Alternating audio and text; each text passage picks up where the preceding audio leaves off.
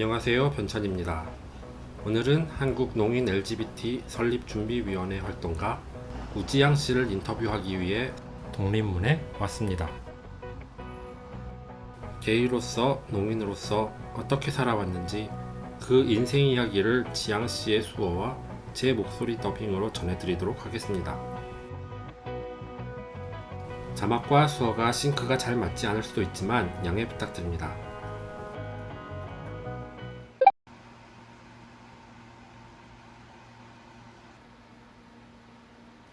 안녕하세요. 제 이름은 우지양입니다. 나이는 33살, 172에 79이고 B형, 양자리입니다.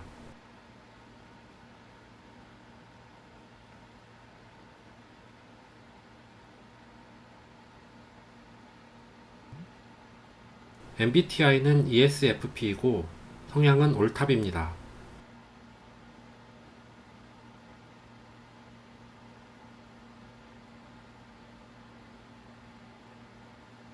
베어, 얼굴이 귀여운 사람, 정신적으로 어른스러운 사람을 좋아해요.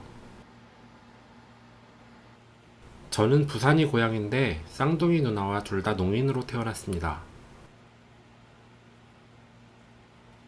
4살 때 부모님들이 저희를 고아원에 보내서 장애인 거주시설인 사회복지법인 베데스다원에서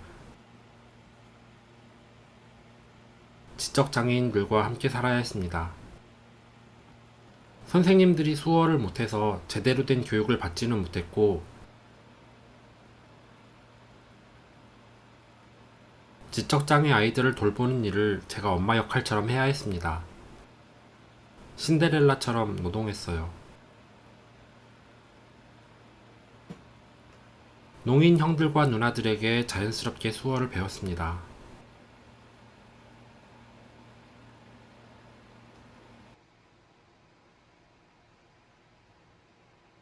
누나들과는 사이가 좋았는데 제가 여자 같고 축구를 못한다고 농인 남자들은 저를 미워했습니다. 부모님은 방학이나 명절에만 찾아오시다가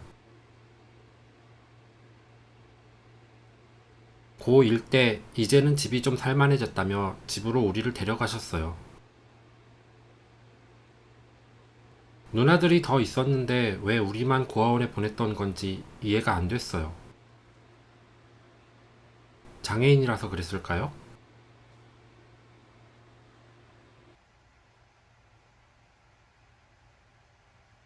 고등학교는 농학교인 부산 배화학교를 다녔어요. 선생님께서는 대학 진학을 추천하셨는데 부모님은 돈이 없으니 취업부터 하라고 했어요. 그래서 18살부터 취업해서 돈을 모아 부모님께 맡겼는데 너는 장애인이라 세상 물정을 모른다. 대학이라니 정신 차려라 하고 제 돈을 그냥 다 쓰시는 걸 보고 화가 나서 가출했어요. 아버지가 돌아오라고 계속 연락을 하셔서 화를 참지 못하고 왜 저를 고아원에 버렸냐고, 왜 돈을 마음대로 사용하고 나를 이용했냐고 따졌어요.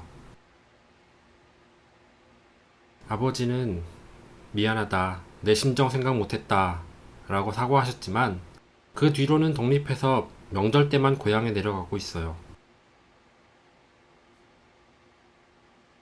요즘은 다투는 일도 없고 잘 지내고 있어요. 나중에 카톡으로 가족들에게 커밍아웃을 했는데 아버지는 어쩔 수 없다. 요즘 시대가 바뀌어 그런 사람들 많다고 하셨지만 엄마는 마음의 준비가 안 됐다고 아직 대답이 없으시네요.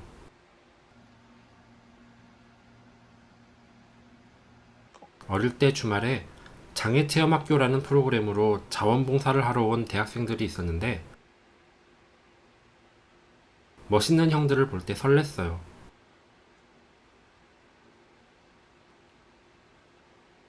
10살 때 쌍둥이 누나가 너는 하리수야 홍석천이야? 뭐야? 라고 물었어요.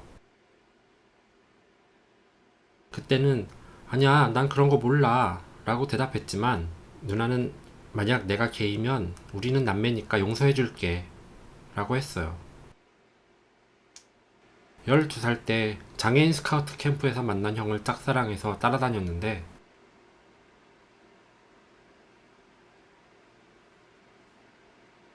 제가 게이이고 그 형을 좋아한다는 소문이 나는 바람에 너 호모야? 라고 물어보더라고요. 자연스럽게 짝사랑도 끝이 났지요. 어릴 땐 독실한 기독교 신자여서 스스로 게이인 걸 알았지만 이성애자가 되어보자는 마음으로 여자친구를 사귀었어요. 보통 짧게는 일주, 길게는 한 달 정도 사귀었고 21살에 만난 여자친구와는 동거를 했는데 3개월이 지나도 뽀뽀를 안 했더니 이별을 통보받았어요. 여자친구를 사귀면서도 계속 남자를 만났고 그때마다 눈물로 회개하고 제발 이성애자가 되게 해달라고 기도했어요. 누나가 사랑 가지고 장난치지 말라고 하는 말을 듣고 잘못을 깨닫고 더 이상 여자를 만나지 않았어요.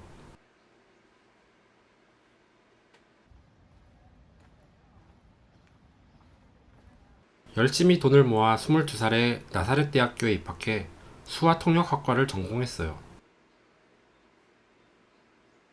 교수님이 미국에 가면 국제 수화통역사가 될 수 있다고 해서 공장에 다니며 돈을 벌어서 미국에 갈 비용이 든 통장과 카드를 교수님에게 맡겼는데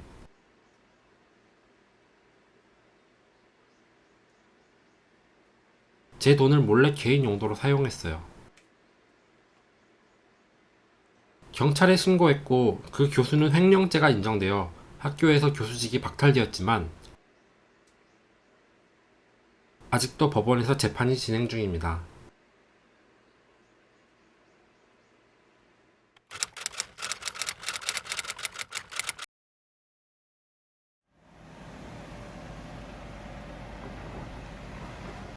이 사건 이후 저는 꿈을 잃고 학교를 휴학하고 평택의 자동차 부품 공장에서 일하게 되었어요.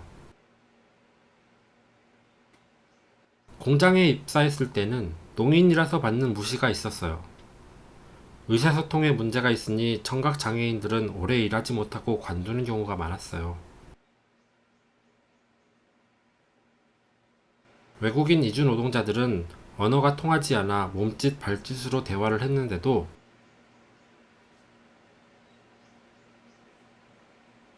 청인들보다 더 대화가 잘 통해서 그들과 더 친하게 지냈어요.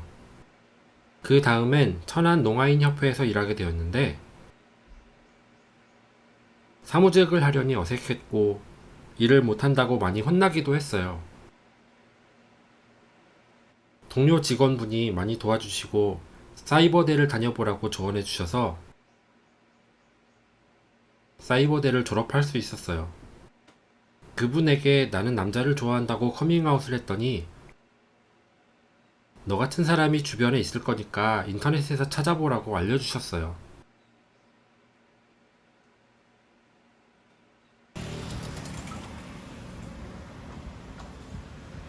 2018년에 이반시티에서 수화 가능하다는 청각 장애인을 알게 되어 종로 술번개에 같이 나갔습니다. 같은 수어 사용자, 농인들을 만나서 너무 좋았지만 인권이나 교육적인 것보다는 술과 섹스를 더 좋아하는 분위기여서 아쉬웠습니다. 이태원은 대학교 1학년 때 펄스클럽에 처음 가봤는데 잘생긴 형들이 많았어요. 부비부비 하면서 뭐라 말하는데 알아들을 수 없었고 너무 어두웠어요. 혼자 가기도 어렵고 바빠서 자주 가지는 못했지만 종로보다 이태원이 더 좋았어요. 제 주위 친구들은 종로파인데 저는 이태원파예요. 그래서 일단 종로에 모여서 논 뒤에 혼자 이태원 클럽에 가서 놀 때도 있어요.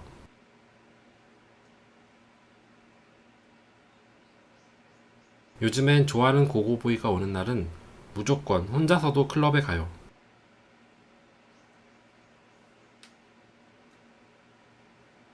소리가 시끄럽지만 가사나 멜로디를 느낄 수는 없고 뭔가 쿵쿵대는 느낌, 그냥 진동을 느끼는 거죠. 그런 비트와 남자를 구경하는 것이 좋아요. 그리고 운이 좋으면 인스타 교환을 하거나 같이 자러 가거나 가끔 인스타로 연락이 와서 만나는 경우가 있는데 제가 농인인 걸 몰랐던 거예요. 저를 수어 통역사라고 생각했는데 농인이라고 말하니까 표정이 안 좋아지고 그냥 가더라고요. 그래서 그 다음부턴 사람을 만나기 전에 저는 농인인데 어떻게 소통할 거냐고 미리 물어봐야 했어요.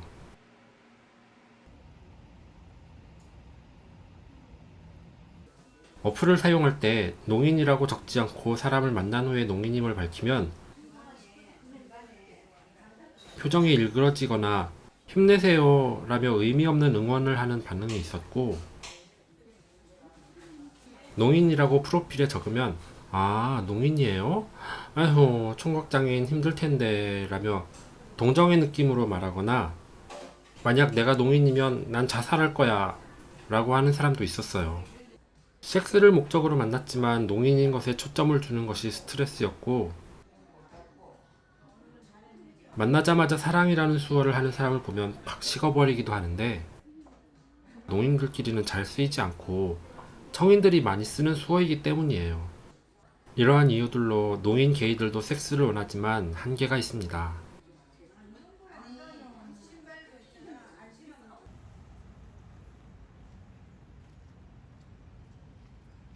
2018년에 태국에서 열린 아시아 농인 갈라 행사에 한국 대표로 참여하게 됐어요.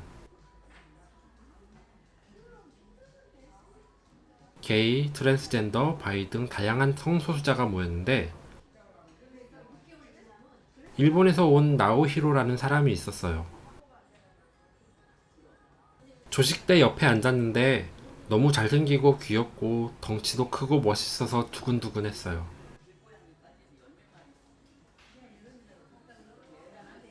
인스타를 공유하고 그의 친구와 방을 바꿔서 그와 룸메이트가 되었어요. 그 이후 서로 호감을 가지고 연락하고 지내다가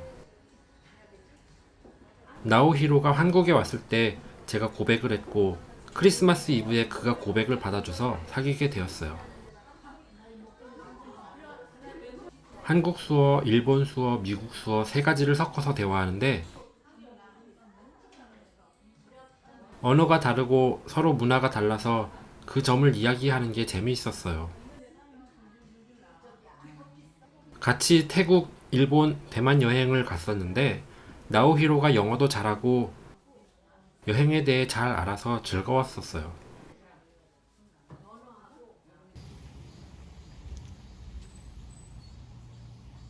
국제 연애를 하다 보니 영상통화나 DM으로만 연락할 수 있는데 저는 5분, 10분마다 자주 연락하는 걸 좋아하는데 나오히로는 일에 집중하는데 방해가 된다고 해서 많이 싸웠어요. 결국 밤에만 영통을 하고 낮에는 짧게만 연락하기로 합의했어요. 하지만 코비드 때문에 몇 년간 만날 수가 없어서 힘들었어요. 저는 성욕이 강하기 때문에 참지 못하고 다른 남자를 만났고 A는 화를 냈어요. 오래 고민한 끝에 저는 나오히로에게 나는 너를 정말 많이 사랑하고 너 하나만 사랑하지만 섹스는 그와 별개라고 오픈 릴레이션십을 하자고 제안했어요.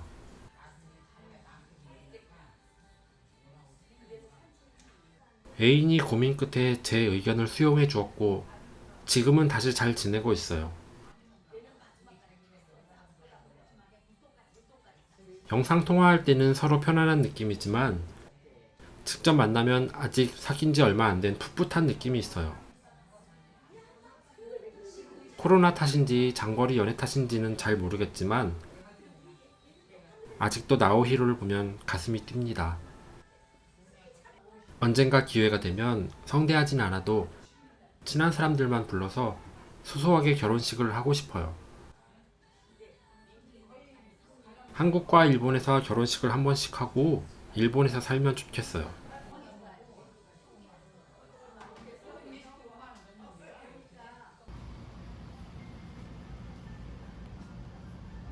현재는 한국 농인 LGBT 단체에서 상임 활동가로 일하면서 서울에 살고 있어요.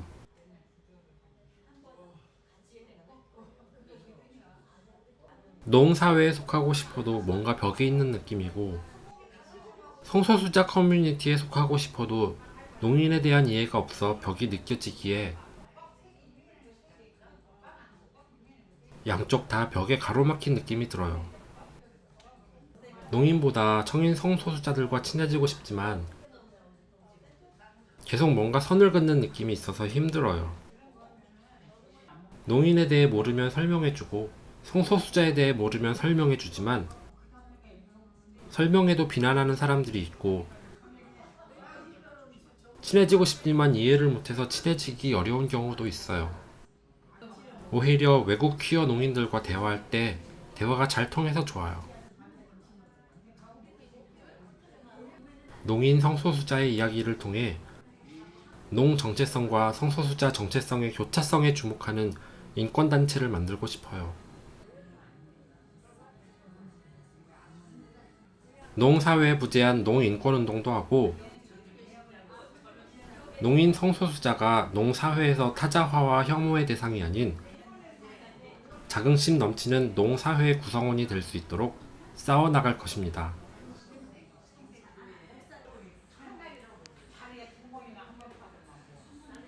옛날에 단편 영화를 만든 적이 있는데 앞으로 농인 성소수자와 관련된 영화를 만들고 싶어요.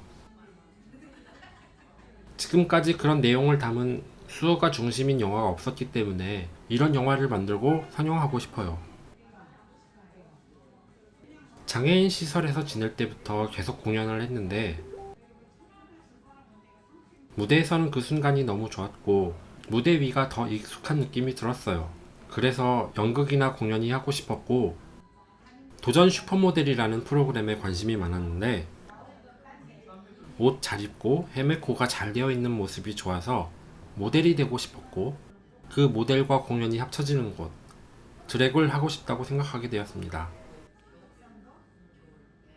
드랙 공연은 퍼포머로서 내가 만든 유니크한 모습을 보여주는 게 좋아서 시작하게 되었어요. 앞으로 농인 드랙 아티스트로도 유명해지고 싶습니다. 비취향 기억해주세요. 화이팅!